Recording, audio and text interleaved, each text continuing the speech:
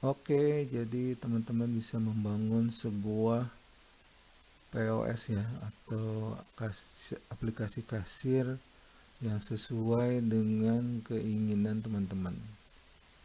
Apapun itu teman-teman bisa buat, apa maunya, kita bisa buatin.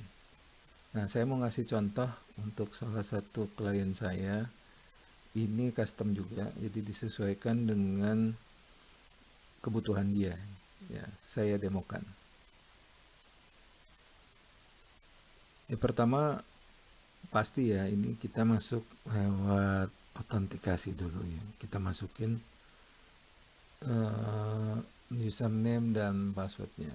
Nah, baru sudah itu kita bisa masuk. Jadi nanti di sini kita bisa buat beberapa level user.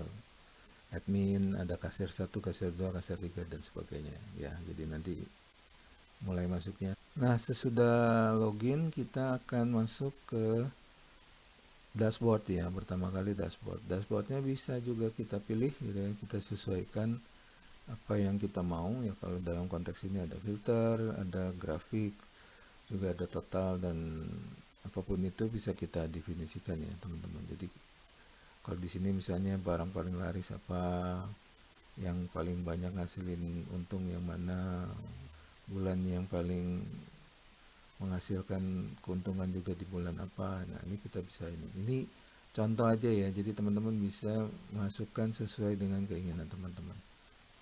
Oke, ini dashboard berfungsi untuk filternya juga filter sudah modern ya, yang udah lengkap ini. Apapun kita mau filter bisa berdasarkan tanggal. Langsung masuk kedua itu adalah ini yang biasa buat kasir ya. Jadi aplikasi kasirnya di sini bisa langsung lewat barcode, tinggal diklik saja, di scanning aja, atau bisa juga langsung ke tambah di sini ya. Jadi tinggal masukkan di sini, kalau diklik, nah dia langsung otomatis di sini bisa nambah jumlah dan bisa dihapus. Kemudian ada menu yang modern juga nih, ini itu simpan ya. Jadi kalau bisa di pending dulu, misalnya customernya mau pergi lagi kemana, tinggal simpan saja, atau ada yang kasbon, nah ini bisa di sini. Ketika ini disimpan, dia otomatis masuk ke dalam sini ya. Ini di keranjang, ini fungsinya untuk melihat simpan. Nah, nanti kelihatan tuh transaksi-transaksi yang pending apa saja, tinggal di kalau dia mau bayar tinggal lanjutkan ini bayar transaksi. Kalau misalnya nggak jadi, nanti dia akan ininya transaksinya kita hapus ya. Ini saya hapus saja ya, jadi nggak jadi. Nanti otomatis balik lagi ya, stoknya akan balik lagi dan tidak akan tercatat. Selebihnya standar ya, kalau dia bayar dia muncul di sini.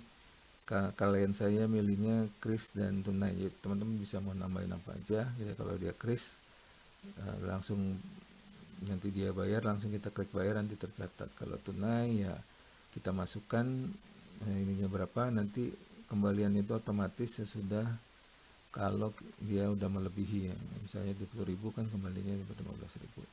Bayar uang pas, kayak kata tadi bayar uang pas juga bisa ya, tinggal bayar nanti transaksi terjawab.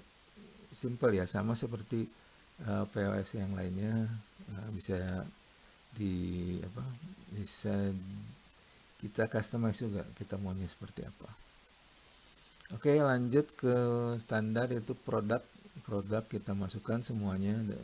Nah, kelebihannya ada impor ekspor di sini gitu kan, jadi kita bisa masukin dan kita bisa sesuaikan dengan impornya yang kayak apa gitu kan ya. Jadi kalau kita punya file-file di tempat lain, kita mau atur juga stoknya, itu bisa diatur di sini ya.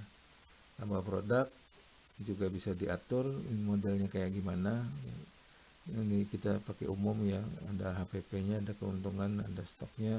Kalau stoknya klien saya pengen di sini. Jadi kalau teman-teman pengen bikin inventory sendiri, sangat bisa ya, tinggal nanti ditambahkan dibikin inventory. Tapi kebutuhan klien saya lebih pengen yang simple, jadi ini stok. Kemudian dia bisa kita edit dan bisa hapus standar ya, ini kan. Nah, kemudian transaksinya. Jadi kita pengen ngelihat transaksi di waktu tertentu atau pada hari ini transaksinya apa saja. Ini ada di sini ada transaksi, terus kemudian ini bisa dilihat ininya apa saja yang dibeli, ya kan, ini tanggal transaksi ini belinya apa saja gitu, nanti tinggal bisa di print masuk seperti biasa. Atau kalau ada yang retur gitu, tiba-tiba udah beli nggak jadi, misalnya kena kesalahan, nanti tinggal di retur aja. Nah, kalau di retur nanti akan muncul di sisi sini ya teman-teman, di laporan retur. Jadi di retur itu nanti akan terlihat barang-barang apa saja yang diretur ya.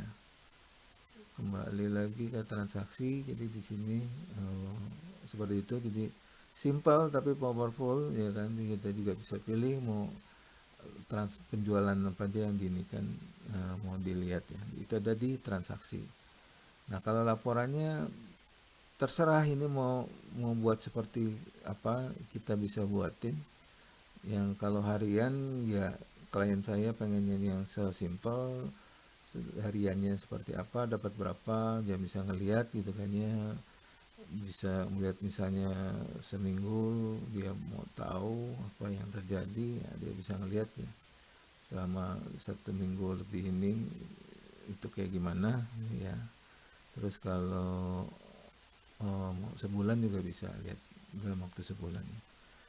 Sama juga di total bulanan ya, di total bulannya berapa ya, periode bulan, mau 1 bulan, 2 bulan, 3 bulan lalu misalnya berapa ininya, jadi bisa dilihat ya. Jadi bulan Agustus sampai bulan lalu ini ya September ya, 3 bulan lalu. Nah ini jadi 3 bulan lalu, Juni, Juli, Agustus, September juga bisa dilihat, tinggal pilih aja di Juni sampai September.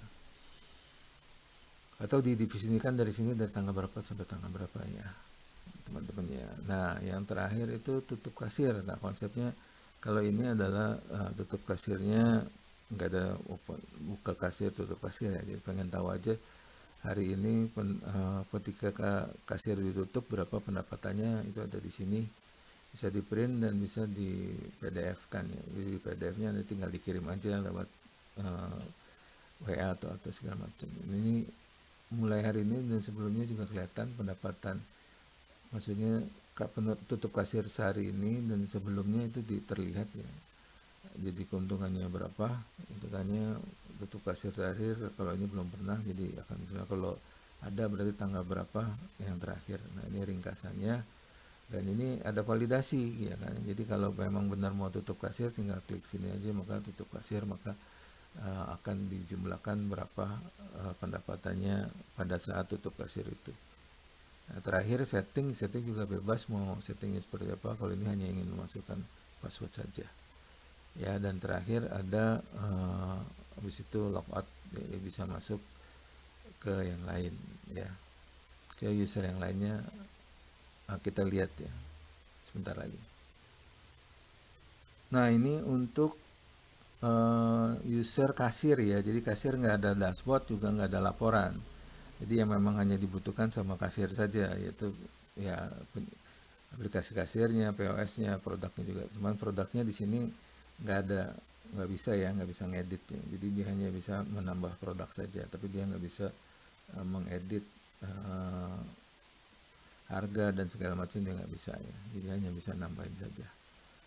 Tutup yang selebihnya sama ya, fungsi-fungsi yang tadi saya jelasin gitu kan ya. Dan kita bisa customize mau apa aja yang tampak di ada di sini, misalnya spesifik buat apa, misalnya ada kalkulator, tapi kalkulator nggak perlu ya kan ada itu. Pokoknya tools apa aja mau di sini bisa, termasuk juga untuk kirim lewat WA, invoice-nya lewat WA bisa. Itu tinggal tergantung teman-teman maunya apa, nanti kita buatin. Pokoknya insya Allah bisa diwujudkan semua POS impian teman-teman ya. Oke, cukup segitu dulu ya teman-teman. Jadi mudah-mudahan ini membantu teman-teman untuk mendapat gambaran sistem kasir yang kita buat. Ingat, kita buat custom ya. Jadi custom itu enak sesuai dengan keinginan teman-teman. Oke, terima kasih ya teman-teman.